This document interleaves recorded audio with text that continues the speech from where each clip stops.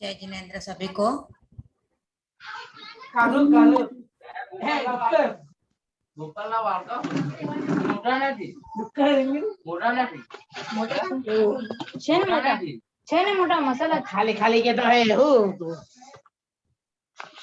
ચાલુ થઈ ગયા ને 2 વાગે કઈ ખાલી બેથી ક્લાસ ના ઝૂમ મીટિંગ હા જલ્દી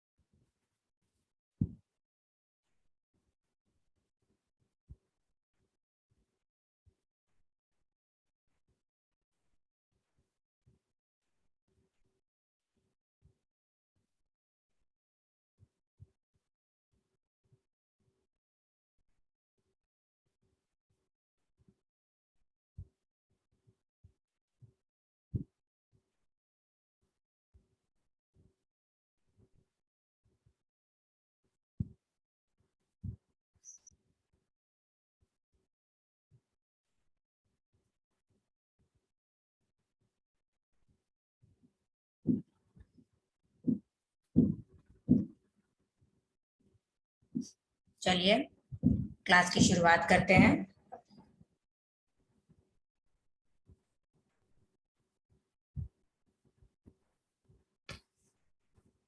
सबके हाथ आनंद केंद्र पर जुड़े रहें। ओम ह्रीं नमो अर्हन्ताणम्। ओम ह्रीं नमो सिद्धाणम्। ओम ह्रीं नमो आयर्याणम्। ओम ह्रीं नमो उवाच्छायाणम्। ओम ह्रीं नमो लोये सव्वसाहूणम्। ओम ह्रीं नमो अर्हन्ताणम्। ओम ह्रीं नमो सिद्धाणम्। ओम ह्रीं नमो आयर्याणम्। ओम ह्रीं नमो उवाच्छायाणम्। ओम ह्रीं नमो लोये सव्वसाहूणम्। ओम ह्रीं नमो अर्हन्ताणम्। ओम ह्रीं नमो सिद्धाणम्। ओम ह्रीं नमो आयर्याणम्। ओम ह्रीं नमो उवाच्छायाणम्। ओम ह्रीं नमो लोये सव्वसाहूणम्। ऐसो पंचणमुक्कारो सव्वपावपणासनो मंगलाणं च सव्वेसिं पठमं हवै मंगलम। पठमं हवै मंगलम। परम आराध्य परम पूज्य गुरुदेव के चरणों में मेरा भाव भरा वंदन। सभी चारित्रात्माओं के चरणों में मेरा भाव भरा वंदन। यहाँ जूम पर उपस्थित सभी बहनें और सभी बच्चों को मेरा सादर जय जिनेन्द्र। आप सबका 24 की इस क्लास में स्वागत है। आपने ग्रुप भी ज्वाइन किया हुआ है। 24 जो भी सीखना चाह रहे हैं, बहुत ही अच्छा उपक्रम है। हम सब जैसे अभी लॉकडाउन में हमारा क्रम चल रहा है, सभी भक्तामर सीख रहे हैं, कोई कल्याण मंदिर सीख रहा है, कोई 25 बोल सीख रहे हैं, कोई प्रतिक्रमण सीख रहे हैं, अलग अलग तरह की क्विजेस हो रही हैं, एग्जाम्स दिए जा रहे हैं। तो ये हमने क्या किया, जब हमने देखा कि बाहर जाना हमारे लिए खतरे का है, तो हम भीतर की तरफ जा रहे हैं। भीतर हम जा रहे हैं, अलग अलग तरह से खुद को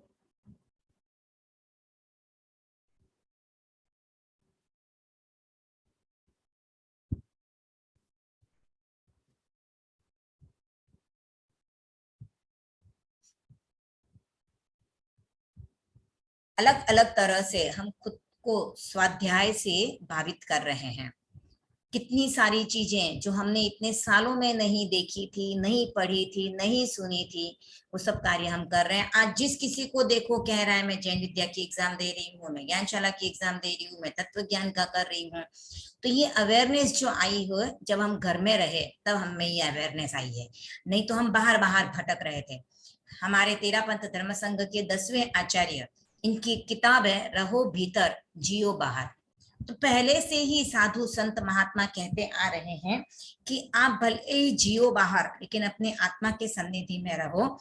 पर हम बाहर बाहर ही घूम रहे थे, खुद को देख ही नहीं रहे थे। पर अब ये कोरोना काल ने हमको ये मौका भी दे दिया है कि हम अपने आत्मा की सन्निधि में जाएं, हम आत्मा को पहचाने, आत्मा को जाने, और हमारे लिए क्या सही है वो कार्य हम करें। तो लेडीज को भी आमतौर पे देखा जा रहा है, सभी अभी जस्ट जैन विद्या की एग्जाम भी हुई है, सबने जैन विद्या की एग्जाम्स दिए हैं और अच्छे मार्क्स से सभी पास भी हुए हैं। आगे भी अभी किसी ने ज्ञानशाला का भी एग्जाम दिया होगा, तत्व ज्ञान का भी कर रहे हैं। और साथ में अगर आपने 24 भी सीखने का सोचा है तो बहुत अच्छी बात है, क्योंकि ये अभी तक मतलब अखिल भारतीय महिला मंडल लेवल पे तो सिखाया है उन्होंने, इसकी अवेयरनेस अभी अभी आई है, जबकि गुरुदेव ने तो 2 साल पहले ही निर्देश दे दिया था कि अब सभी 24 सीखना शुरुआत करें। ये थोड़ा एक 24 जो है थोड़ा उपेक्षित रह गया है पहले से। बाकी सब चीजें फिर भी सीखी जाती हैं, 25 बोल भी सीखा जाता है, प्रतिक्रमण भी होता है, भक्तामर भी सीखा जा रहा है, पर 24 की तरफ रुझान बहुत कम लोगों का देखा जाता है। तो मैंने सोचा कि कुछ अलग, ये तो सभी सिखा रहे हैं तो मैं 24 भी सिखाना शुरू करूं। तो मैंने उस हिसाब से ये ग्रुप बनाया है, और जिन्होंने भी ज्वाइन किया है उन सबको साधुवाद कि आप ये भी सीखने का क्रम बना रहे हो। आप बहुत सारी एक्टिविटीज में जुड़े हुए रहेंगे, तो शायद आप लर्न नहीं भी कर पाओ, लेकिन आप सीख लो, समझ लो, उसका अर्थ जान लो, तो शायद कहीं ना कहीं आपको जीवन में उसका उपयोग हो सकता है, आपको अपनी आत्मा का कल्याण करने में भी उसका सहयोग मिल सकता है। तो जो भी याद करो या मत करो, पर प्लीज क्लास जरूर अटेंड करना, ताकि आपको बहुत सारी चीजें पता चलेंगी जो आपको प्रैक्टिकल लाइफ में यूज आएंगी, या आपको अपनी आत्मा का उद्धार कैसे होता है, आत्मा को किस तरह से आगे बढ़ाना है, हमें इस चीज के बारे में भी हमें अवेयरनेस होगी। तो 24C इसका अर्थ होता है 24। तो जिसमें 24 आता है, क्या आता है, तो 24 जो है जैन धर्म में तीर्थंकर कहे जाते हैं। ऐसे तो दिन के 24 घंटे भी होते हैं, पर जैन धर्म का अगर हम ले उल्लेख तो 24 तीर्थंकर कहे जाते हैं। तो 24 में 24 ही तीर्थंकर की स्तुति की गई है। अब 24 तीर्थंकरों की स्तुति क्यों की गई है? तो हम कोई भी कार्य करते हैं, या हम कहीं पर भी जाते हैं, या कोई नया कार्य शुरू करते हैं, तो हम बेस्ट विशेष लेते हैं, या फिर शादी ब्याह का प्रसंग आता है, घर बनाने का प्रसंग आता है तो हम भूमि पूजन करते हैं। अगर शादी ब्याह का प्रसंग है तो विनायक की स्थापना की जाती है। कोई अच्छा त्योहार आता है तो हम नारियल, दूध, चावल, ये सब चीजें प्रयोग करते हैं। या फिर कोई भी प्रोग्राम शुरू करते हैं तो उसका मंगलाचरण से हम शुरुआत करते हैं। जैसे हमने भी अभी अपनी क्लास की शुरुआत की है, तो हमने नमस्कार महामंत्र से शुरुआत की है। तो ये सब क्यों किया जाता है? इसलिए किया जाता है कि हम जो कार्य करने जा रहे हैं, जो काम हम शुरू कर रहे हैं, वो निर्विघ्न रूप से हमारा पूरा हो जाए, उसमें हमें कोई अड़चन नहीं आए। और अगर कोई अड़चने आए भी, अड़चन नहीं आए तो सिर्फ मंगल का उच्चारण करने से या नमस्कार महामंत्र का उच्चारण करने से अड़चन नहीं आएगी, ये तो हो नहीं सकता है। अड़चने तो आएंगी, क्योंकि जीवन का पार्ट है, अप्स एंड डाउन्स तो आते रहते हैं। अगर हम धर्म का भी कार्य करें तो अप्स एंड डाउन्स आते हैं। जैसे लाइफ हमारी है, तो वहां पर हमारे पास दुख भी आता है, दुख भी आता है, सुख भी आते हैं, अच्छे कार्य भी होते हैं, खुशी की बातें भी आती हैं, और बुरी न्यूज भी सुनी जाती है। यानी किसी का जन्म हुआ, किसी की डेथ हुई, किसी को लाभ हुआ, किसी को नुकसान हुआ, कहीं पे किसी का एक्सीडेंट हो रहा है, किसी के साथ अच्छी बातें हो रही है, कोई एक्सीडेंट से बच रहा है, तो ये चीजें होनी है। तो जो साधु बनते हैं उनके साथ भी होता है, क्योंकि कर्म तो उन्होंने भी किए हुए हैं। तो जिन्होंने जिन्होंने भी कर्मों का बंधन किया है, हर आत्मा कर्मों का बंधन करती है, और जो कर्म किए हैं वो तो भोगने पड़ेंगे। हमने कर्म किए हैं तो हम ही भोगेंगे। जैसे मेरा किया हुआ कर्म आप नहीं भोगोगे, आपका किया हुआ कर्म मैं नहीं भोगूंगी। तो जो कर्म हमने किया वो तो भोगने पड़ेंगे। पर जब हम कोई कार्य शुरू करते हैं तो कोई विघ्न आए, कोई बाधाएं आए, तो उसमें भी हमें मनोबल मजबूत रखने के लिए जो संबल मिलता है, जो हमारे लिए एक आइडल बनता है, वो होता है मंगल। यानी हम किसी को मोर आइडल कब बनाते हैं, या किसी को हम अपना रोल मॉडल कब बनाते हैं? जैसे अगर मुझे धर्म के क्षेत्र में आगे बढ़ना है, मैं चाहती हूँ कि मैं दीक्षा लूं या मैं कुछ करूं, तो मैं किसको आइडल बनाऊंगी?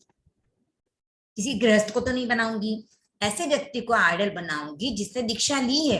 दीक्षा लेने के बाद उन्होंने अच्छा कार्य किया है, अच्छा पुरुषार्थ किया है, और उनकी चर्या भी अच्छी रही है। तो ऐसे में हम किसको आइडल बनाएंगे? तो अभी हम वर्तमान में देखें तो हम अपने आचार्य को आइडल बनाएंगे। किसी का कोई साधु साध्वी भी आइडल हो सकता है, पर सबसे हाईएस्ट पोस्ट पे है आचार्य। आचार्य से भी ऊपर उठे तो हम किसको आइडल बनाएंगे? अरिहंतों को, तीर्थंकरों को, जिन्होंने धर्म का प्रवर्तन किया। तो उनके ऊपर कौन है? अरिहंतों के ऊपर सिद्ध आते हैं, पर सिद्ध अभी मुक्त हो चुके हैं, तो उन्होंने हमें किसी प्रकार का मार्गदर्शन नहीं दिया।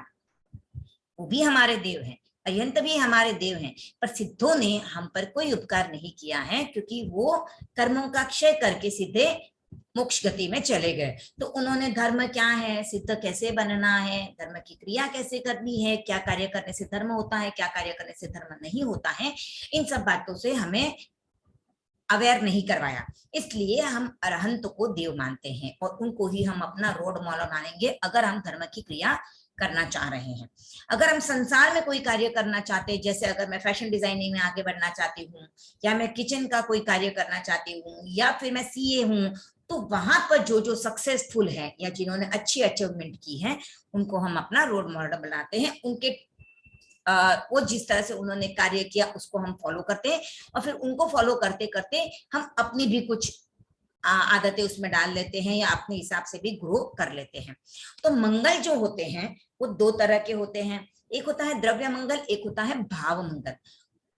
वैसे ही द्रव्य मंगल दो प्रकार के हो सकते हैं, एक तो होता है लौकिक मंगल और एक होता है लोकोत्तर मंगल। तो द्रव्य मंगल और भाव मंगल क्या होता है? द्रव्य मंगल और भाव मंगल, द्रव्य मंगल यानी वस्तु, जिन वस्तुओं को हम मंगल मानते हैं, जैसे हम कुमकुम लगाते हैं, नारियल रखते हैं पूजा में, दिया जलाया जाता है, अगरबत्ती जलाई जाती है, मूर्ति की स्थापना की जाती है, तो ये सब द्रव्य वस्तुएं हैं, वस्तुएं। तो वस्तुओं को जब हम मानते हैं कि ये मंगल है और हमारी लाइफ में हमें अच्छा करके दे सकती है या हमारा कार्य अच्छे से पार पड़ सकता है, तो ये होते हैं द्रव्य मंगल। अब दूसरा जो है वो भाव मंगल। भाव मंगल यानी क्या, वहां पर जो उनकी गुण होते हैं, उन गुणों को हम मंगल मानते हैं। जैसे अरिहंतों का गुण है, उनको केवल ज्ञान प्राप्त है, उन्होंने 4 घाती कर्मों को क्षय कर दिया, तीर्थ की स्थापना की है, हमें धर्म का रास्ता बताया है, तो हम उनके गुणों को अपने अंदर लाने का प्रयास करते हैं। तो ये होता है भाव मंगल। अब मैंने दूसरा दो और प्रकार बताए मंगल, 2 प्रकार के होते हैं, लौकिक मंगल और लोकोत्तर मंगल। तो 13 पंथ का तो हर चीज या हर कोई वस्तु आप देखोगे तो लौकिक और लोकोत्तर में डिफरेंशिएट किया हुआ है। अब कोई भी क्रिया लो, लौकिक और लोकोत्तर, तो ये लौकिक और लोकोत्तर है क्या, वो हम पहले समझे। लौकिक यानी जो कार्य हम करते हैं या जिस चीज को भी अपनाते हैं, वो लौकिक प्रवृत्ति को चलाने में हमें हेल्प करती है, संसार में रहने का कारण बनती है, और संसार को चलाने के लिए हमें वो कार्य करने पड़ते हैं। तो वे सभी कार्य लौकिक होते हैं। जैसे अभी गणपति का फेस्टिवल किया, अपने बिल्डिंग में, सोसाइटी में गणपति की मूर्ति लेके आते हैं, उसकी पूजा करते हैं, तो हम उससे अलग नहीं रह सकते, क्योंकि हम संसार में रह रहे हैं, सोसाइटी में रह रहे हैं, तो हमें सबके साथ मिलकर चलना पड़ता है, तो वो कार्य हम करते हैं। और दूसरा होता है लोकोत्तर मंगल, वो मंगल जो हमें हमारी आत्मा का कल्याण करने में सहयोग देता है, और जो कार्य करने से हमारे कर्मों की निर्जरा होती है, जो संसार में हमें, संसार से अगर हमें पार जाना है तो हमें हेल्प करता है। तो ये लौकिक मंगल कौन कौन से हैं? तो नारियल, दूध, चावल, या फिर विनायक जी की स्थापना की जाती है, मूर्ति की पूजा की जाती है, ये सब लौकिक मंगल जो आते हैं। और लोकोत्तर मंगल में जैन धर्म मानता है 4 मंगल हैं, अरहंत, सिद्ध, साधु और केवली भाषित धर्म। ये 4 मंगल हैं जो लोकोत्तर मंगल है। तो ये 4 मंगल की हम शरण लेते हैं, तो मंगल पाठ का उच्चारण करते हैं। फिर इन्हीं 4 को हम उत्तम मानते हैं और इनकी ही हम शरण लेते हैं। इनकी शरण लेने का क्या उद्देश्य है? या हम कुछ भी अच्छा कार्य करने जाते हैं, कोई भी कार्य करते हो, तो मंगल पाठ क्यों सुनते हैं? हम साधु साधियों के पास जाते हैं और कहते हैं मथे नंदामी, मुझे इस कार्य के लिए जाना है, मुझे मंगल पाठ सुनाइए। तो मंगल पाठ सुनने के पीछे उद्देश्य क्या है?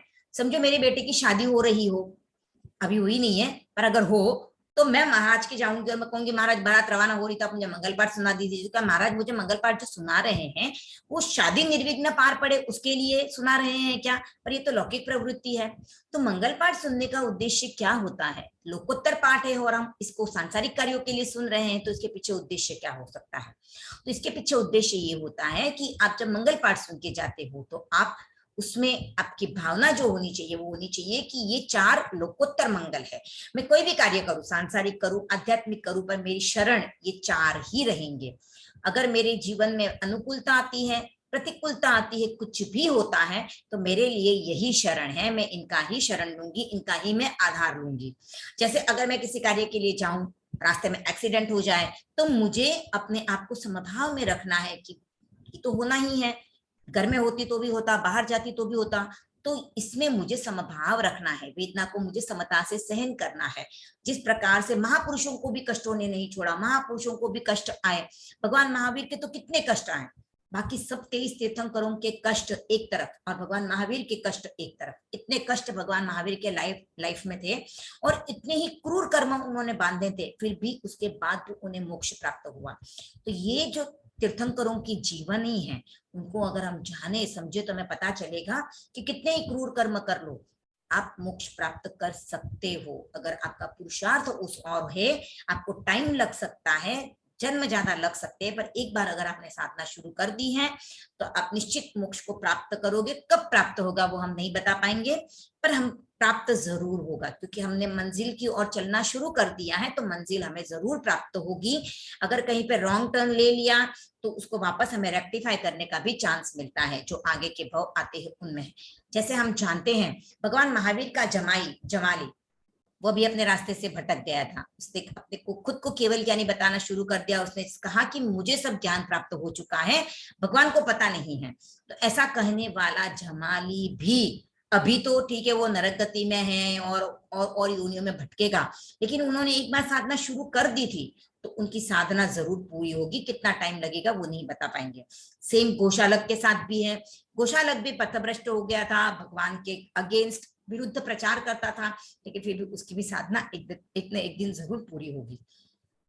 तो ये 4 मंगल है जिनकी हम शरण लेते हैं। अब हर तीर्थंकर जो होते हैं, केवल ज्ञान प्राप्त करने के बाद उनका जो केवल ज्ञान होता है वो सबका सेम होता है। उनमें जो अनंत ज्ञान है, अनंत दर्शन है, अनंत चारित्र है, अनंत शक्ति है, और उनके जो 8 प्रातिहार्य होते हैं वो सब सेम होते हैं। अरिहंतों में यानी तीर्थंकरों में 12 गुण होते हैं। हम जानते हैं जैन धर्म की माला या कोई भी धर्म की हम माला ले, उसमें 108 ही मणके होते हैं। तो जैन धर्म मानता है कि ये 108 मणके यानी जो पंच परमेष्ठी है, अरहंत, सिद्ध, साधु, आचार्य, उपाध्याय, इन 5 पदों के 108 गुण हैं। तो अरहंतों के 12 गुण, सिद्धों के 8 गुण, आचार्यों के 36 गुण, उपाध्यायों के 25 और साधु के 27। ऐसे ये 108 गुण होते हैं। इसलिए माला में भी हमारी 108 मणके होते हैं। तो प्रत्येक तीर्थंकर के 12 गुण होते हैं। तो उनका ज्ञान, उनका दर्शन, चारित्र, शक्ति सेम होती है। ऐसे नहीं कि भगवान ऋषभ की ज्यादा थी, भगवान महावीर की कम थी। उनमें तीर्थंकर को प्राप्त करने के बाद जो गुण आते हैं वो सब तीर्थंकरों के समान होते हैं। अब उनका लाइफ स्पैन अलग हो सकता है, यानी उनका जीवन जो तीर्थंकर करत्व प्राप्त करने के बाद, जैसे भगवान ऋषभ का आयुष्य जो था वो 1 लाख पूर्व का आयुष्य था, भगवान महावीर का 30 वर्ष का आयुष्य था। तो ये अलग अलग हो सकता है। उनका जो उपदेश देने का तरीका है वो भी थोड़ा मतलब अलग हो सकता है, पर बातें वो सब सेम बताते हैं, क्योंकि वो बातें किसी की सुनी हुई नहीं बताते, उनकी देखी हुई बताते हैं। उनको केवल ज्ञान प्राप्त होने के बाद उनके सामने पूरी दुनिया एकदम क्लियर हो जाती है, ट्रांसपेरेंट हो जाती है, उनको सब कुछ क्लियर दिखाई देता है। तो मूर्त हो या अमूर्त पदार्थ हो, सूक्ष्म हो या बड़े पदार्थ हो, सभी पदार्थ उनको एकदम क्लियर दिखाई देते। इवन हमारी आत्मा, हमारा कार्बन शरीर जो हमें कभी भी दिखाई नहीं दे सकता है, वो सभी चीजें उनके सामने एकदम ट्रांसपेरेंट क्लियर ग्लास की तरह हो जाता है। प्रत्येक वस्तु के बीच में एकदम ट्रांसपेरेंट ग्लास आ जाता है, उनको सभी चीजें एकदम क्लियर दिखाई देती है। तो वो देखने के बाद उन चीजों का प्ररूपण करते हैं। तो उनका जो प्ररूपण करने का या तत्वों को बताने का तरीका भी सेम होता है, और उनकी बातें भी सभी सेम होती हैं। तो फिर 24 तीर्थंकरों की अलग अलग स्तुति क्यों की जाती है? एक ही इसमें सबकी स्तुति एक ही साथ हो जाती है, तीर्थंकर हो गया मतलब सभी एक साथ आ गया। लेकिन फिर भी हम व्यवहार में अपने अपने हिसाब से उनकी अलग अलग स्तुति करते हैं। 24 के भी हर पद्य में हर तीर्थंकर की जो गीत बनाए गए हैं उनमें उनकी विशेषताएं बताई गई हैं। तो ऐसा नहीं है कि जो भगवान ऋषभ में विशेषताएं हैं वो महावीर में नहीं है, महावीर में जो विशेषताएं वो पार्श्व में नहीं है, पार्श्व में जो विशेषताएं वो सुमति प्रभु में नहीं थी। सब में विशेषताएं सेम थी। पर जयाचार्य जी ने जब 24 की रचना की तो उन्होंने प्रत्येक तीर्थंकर के इसमें कुछ विशेषता एक तीर्थंकर के पद्य में डाल दी, कोई एक विशेषता दूसरे तीर्थंकरों के पद्य में ले ली। इस तरह से उन्होंने ओवरऑल तीर्थंकरों की विशेषताओं का वर्णन किया है। साथ ही उन्होंने क्या किया है, इस 24 की गीतिकाओं में ऐसा तत्व ज्ञान भर दिया है कि वो तत्व ज्ञान सरल मारवाड़ी भाषा में है। मारवाड़ी भाषा में 24 की रचना है, राजस्थानी साहित्य है और संगीत से भरा हुआ है। प्रत्येक 24 ही गीतिकाओं की राग अलग अलग है। तो उस रागों को हमें ग्रहण करना है और उन पद्यों को हमें लर्न करना है। और राजस्थानी साहित्य में होने की वजह से हमें समझना थोड़ा इजी भी हो जाता है, पर कहीं कहीं कोई कोई वस्तुएं हमें समझ में नहीं आती हैं, इसके लिए वो समझनी हमें जरूरी है। वो अगर हम समझ जाएं तो बहुत सारा तत्व ज्ञान हमारे सामने क्लियर हो जाएगा, आत्मा का स्वरूप हमारे सामने क्लियर हो जाएगा, संसार का स्वरूप हमारे सामने क्लियर हो जाएगा, और हमें इस संसार से चक्र में से किस तरह से छूट सकते हैं वो रास्ता भी हमारे सामने क्लियर हो सकेगा। अब ये हमारी कैपेसिटी के ऊपर डिपेंड करता है कि हम उस रास्ते को फॉलो कर पाएंगे या नहीं कर पाएंगे, पर जानकारी अगर हमें होगी तो एक न एक दिन हम उसको फॉलो जरूर करेंगे। जैसे अब हमें जूम को कैसे ऑपरेट करना है पता चल चुका है, तो हम उसको कभी ना कभी यूज कर ही लेते हैं।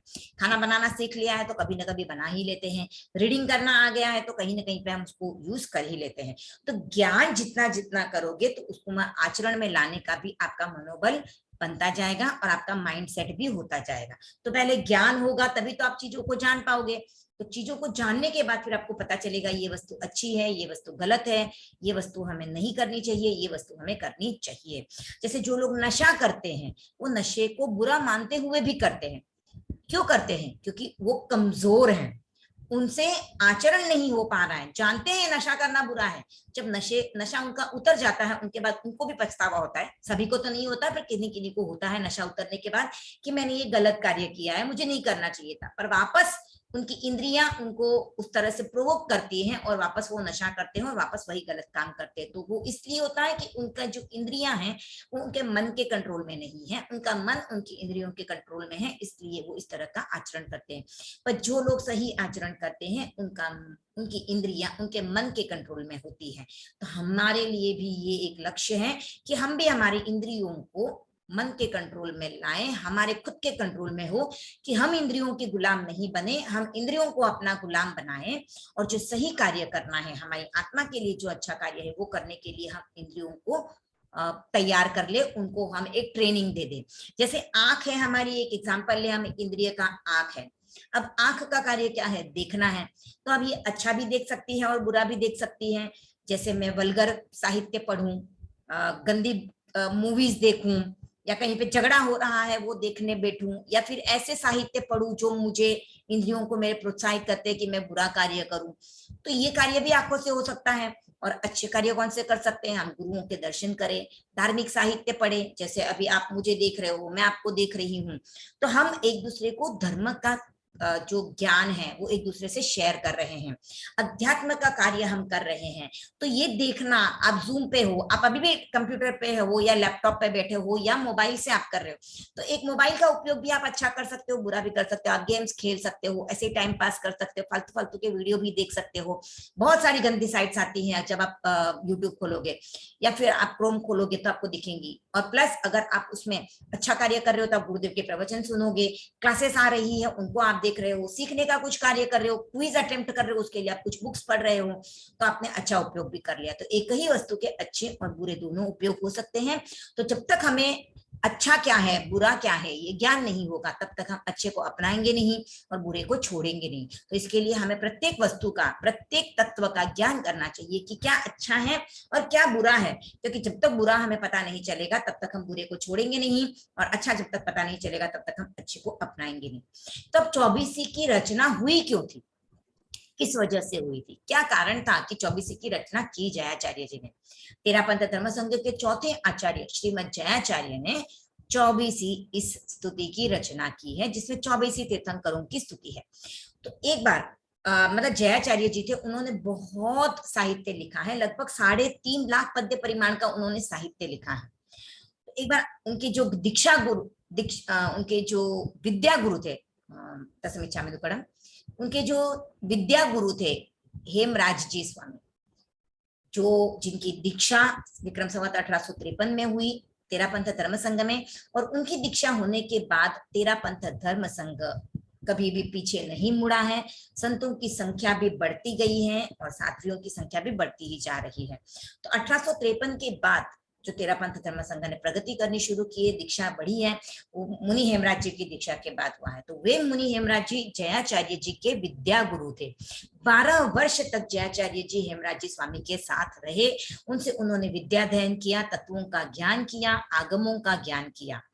तो एक बार मुनि हेमराज जी ने जयाचार्य जी से कहा कि तुम इतनी रचनाएं करते हो, इतना तुम्हें संगीत का भी शौक है, इतनी तुम्हें अलग अलग प्रकार की रागें आती है, इतनी ढालें आती है, तो उनका कुछ उपयोग करके कुछ ऐसी रचना करो कि जो लोगों को सुनने भी कान में भी अच्छी लगे, मधुर हो, सुरीली हो, और जिसमें कुछ तत्व का नॉलेज भी हो और लोगों को उसमें से कुछ ज्ञान भी मिले। तो जयाचार्य जी ने सोचा कि क्या कर सकते हैं। तो हेमराज जी ने कहा कि 24 तीर्थंकरों पे कोई स्तुति बनाओ। तो वैसे तो अभी जैसे हम भक्तामर भी सीख रहे हैं तो भगवान ऋषभ की स्तुति है, कल्याण मंदिर जो है भगवान पार्श्व की स्तुति है, प्रतिक्रमण में हम हमारे जो दोस्त लगे उनकी आलोचना करते। तो ऐसा कुछ करो कि जिसमें सभी तीर्थंकरों की स्तुति हो जाए, या फिर आपको उसमें तत्व का भी नॉलेज मिल जाए और तीर्थंकरों की विशेषताओं का भी सरल धुनों में या सरल राग में या सरल शब्दों में जनता को लाभ मिल सके। तब जयाचार्य ने 24 की रचना की। इसकी रचना विक्रम संवत 1900 900 विक्रम संवत साल में इसकी रचना हुई है। तो अब अगर हम देखें तो इस काल को हम देखें तो आज जो है विक्रम संवत 2078 चल रहा है, तो लगभग 178 वर्ष पूर्व इस चौबीसी की रचना की गई थी। और ये चौबीसी आज भी उतनी ही सुरीली, उतनी ही मधुर लगती है जब भी हम इसका संधान करते हैं, और हमें उसके शब्द भी उतने ही अच्छे लगते हैं और उसी तरह के उसमें शब्द यूज किए हुए हैं। तो इसकी रचना जो हुई थी वो टोटल 8 दिनों में हुई थी। 8 दिनों में इन 24 ही रचनाओं की इन 24 स्तुतियों की रचना की गई थी।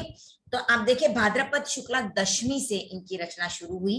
तो भाद्रपद शुक्ला दशमी को 2 गीत बनाए गए, उसके बाद एकादशी, द्वादशी और त्रयोदशी के दिन 2-2 गीतिकाएं बनाई, तो 6 गीतिका बन चुकी। 14 के दिन कोई भी रचना नहीं की थी जयाचार्य जी ने। पूर्णिमा के दिन उन्होंने एक ही दिन में 6 गीतिकाओं की रचना कर ली थी। अश्विन कृष्णा प्रतिपदा को उन्होंने 4 गीतिकाओं की रचना की। द्वितीया के दिन एक भी गीतिका की रचना नहीं हुई। तृतीया को 2 गीतिकाओं की रचना हुई और चतुर्थी को 4 गीतिकाओं की रचना हुई। तो ऐसे टोटल 24 गीतिकाओं की रचना हुई, टोटल 8 डेज। बीच में 2 दिन उन्होंने ऑफ लिया था, पर वो भी उसी बीच का पीरियड था तो उसे भी काउंट किया गया है। पर ऐसे अगर हम देखें तो ऐसे तो 6 दिनों में सभी गीतिकाओं की रचना हो गई थी, पर बीच के 2 दिन भी काउंट करते हैं तो इसकी रचना टोटल 8 दिन मानी जाती है। तो कुल 8 दिनों में इन 24 ही गीतिकाओं की रचना हो चुकी है।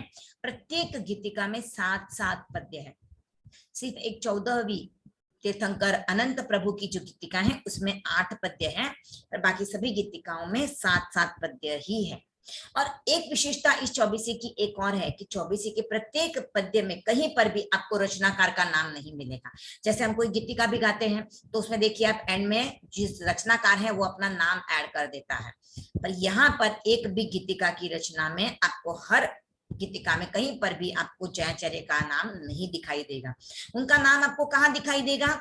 जो 24 के स्टार्टिंग में 17 दोहों का एक पाठ है, स्टार्टिंग में वहां पर आपको उनका नाम दिखाई देगा जो जय जश नाम से वहां पे आया हुआ है। तो वो जय जश यानी जयाचार्य जी का नाम है, तो वहां पर उन्होंने अपना नाम ऐड किया है।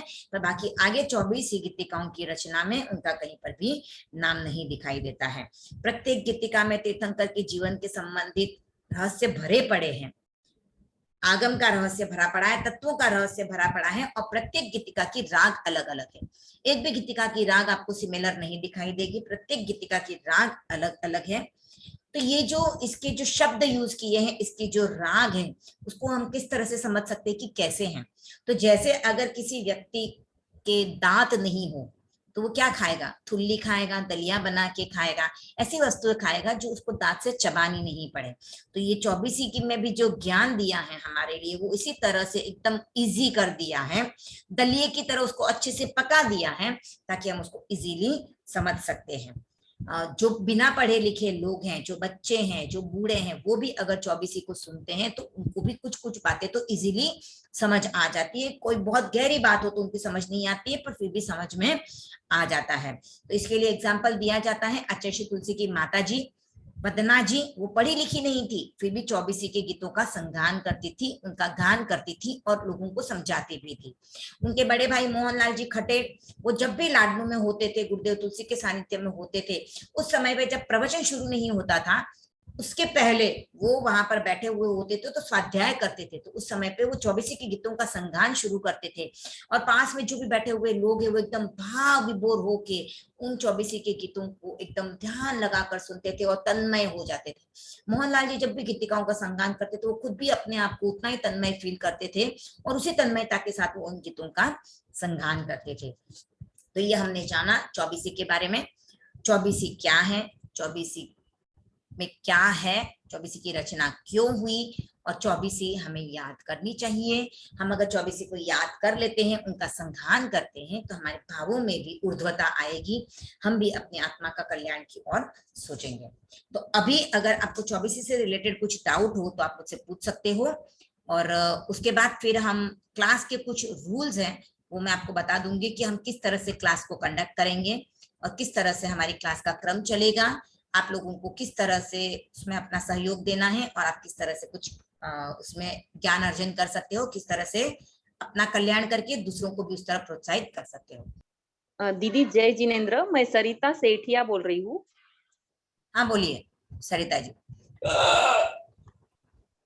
मेरा ये पूछना था, जैसा ये नवरात्रि में करना मतलब ज्यादा विशेष महत्वकारी है? देखिए नवरात्रि में तो आप जितनी जितनी धर्म की क्रियाएं करो अच्छी ही होती हैं, तो आप कर सकते हो। ऐसा कुछ है नहीं है कि नवरात्रि में ही करना चाहिए। 24 तीर्थंकरों की स्तुति है, आप कभी भी एनी टाइम कभी भी कर सकते हो। इसका कोई टाइम ऐसा नहीं है कि आपको इस समय पे करना चाहिए या इस समय पे नहीं करना चाहिए। ऐसा कुछ नहीं है, मॉर्निंग में करो दोपहर में करो ऐसा कुछ नहीं है? नहीं नहीं नहीं, ऐसा कुछ भी नहीं है। 24 के लिए नहीं है, इवन भक्तामर के लिए कहा जाता है कि सुबह सुबह कर लेना चाहिए, पर वो भी आप दिन के किसी भी समय में कर सकते हो। ओके, ठीक है, धन्यवाद।